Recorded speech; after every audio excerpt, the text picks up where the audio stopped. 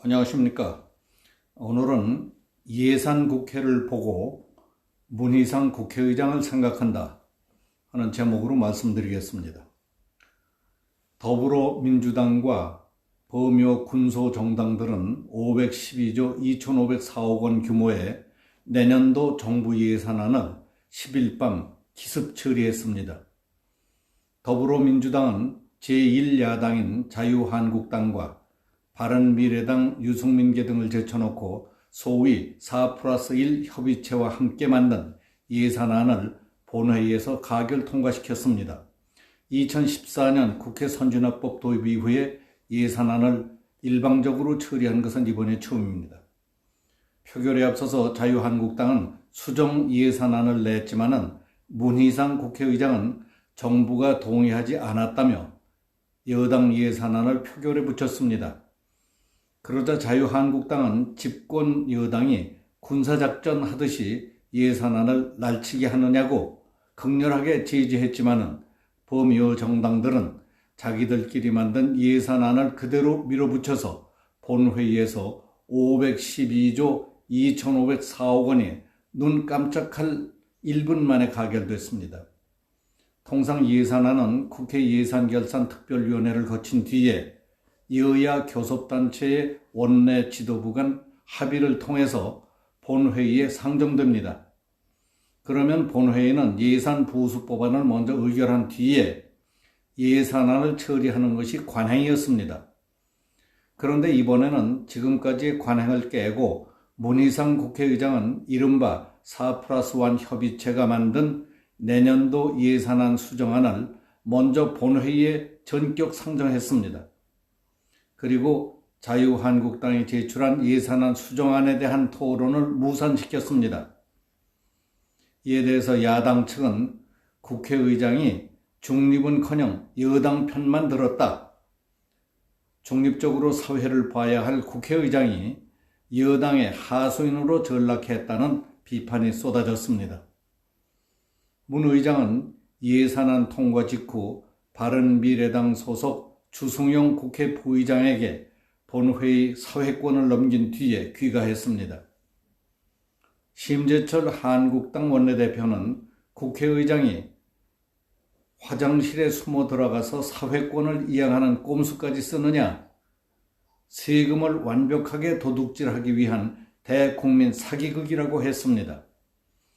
한국당은 공무원이 여당 편을 들었다며 홍남기 부총리에 대한 탄핵 소추안도 추진하기로 했습니다.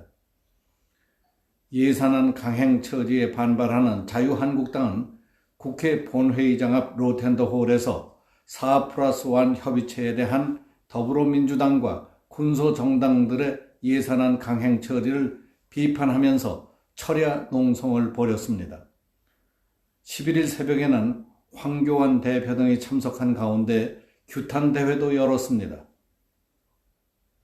더불어민주당은 4+1 협의체 비공개 회동을 갖고 13일 본회의를 열어서 선거법 개정안과 공수처법, 검경수사권 조정법안 등을 일괄 상정하기로 의견을 모은 것으로 전해졌습니다.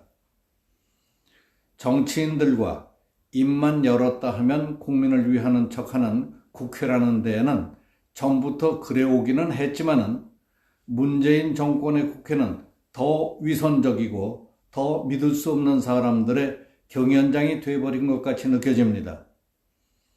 국회를 대표하는 국회의장이고 육선 의원이며 나이도 80이 멀지 않은 최고령의 어른이신 문희상 의장의 경우를 예로 들어 보겠습니다. 그 양반이 포청천을 닮아 보여 그런지 당파에 기울지 않고 공정한 판단을 하며 저질적인 국회 분위기를 업그레이드 시키려나 하고 막연히 기대했었습니다. 작년 여름에 국회의장에 선출되자 문희상은 부덕하고 불민하기 짝이 없는 사람을 선출해 주셔서 감사합니다. 대화와 타협으로 모든 문제를 풀어나감으로써 국민의 신뢰를 얻는 국회를 만들기 위해 최선을 다하겠습니다. 첫째도 협치, 둘째도 협치, 셋째도 협치가 최우선이 되도록 하겠다고 약속했었습니다. 그런데 예산안을 날치기 처리하는 것을 보고 경탄을 금치 못했습니다. 하는 수법이 마치 노련한 특수부대 요원이 특공작전을 하듯이 전광석화하고 작전이 끝나자 흔적도 없이 사라져버리는 것까지 특수임무를 띠고 잠입했던 특공부대장 같다는 선명한 이미지를 남겼습니다. 그분도 역시 그놈들이었습니다. 문희상 씨도 이제 나이 80이 멀지 않고 육선의원의 국회의장입니다. 그래도 어쩔 수 없는 모양이죠. 시궁창에 빠지면 시궁창 냄새가 몸에 배듯이 지금 이 나라가 어디로 가는지, 내가 하는 짓이 국가와 미래를 위해 도움이 되는 건지 해로운 건지도 모르는 철부지들 같기는 마찬가지라는 생각이 들었습니다. 대한민국이 절체절명의 상황인데 집권당이 교섭단체도 아닌 4+1 협의체라는 것을 만들어서 저희들끼리 몰래 떡 나눠 먹듯이 국가의 향방을 결정짓는데도 국회의장이 보고만 있었던 것도 벼슬이 뭔지 한심하기 짝이 없었습니다. 나중에는 그쪽 편을 들어 방맹이까지 쳐주고 화장실에 가서 몰래 부의장을 불러내 의사봉을 넘겨주셨다고요. 시중에는 아들 공천 때문에 그런다는 소문이 파다합니다. 그게 다 소인배들의 노욕이고 늙은이 추태입니다. 비바람 눈보라치고 매섭게 추운 날씨에도 주말마다 서울 도심에 나가 목이 터져라고 문재인 하야, 연동형 비례대표 반대, 공수처법 반대를 외치는 노인들이야말로 당신들과는 전혀 다른 진짜 속 마음에서 우러나는 애국하는 분들이라는 사실을 아십니까? 대통령과 청와대, 집권 여당인 더불어민주당이야 되돌아올 수 없는 길을 가고 있다는 것을 안 지 이미 오래됐습니다.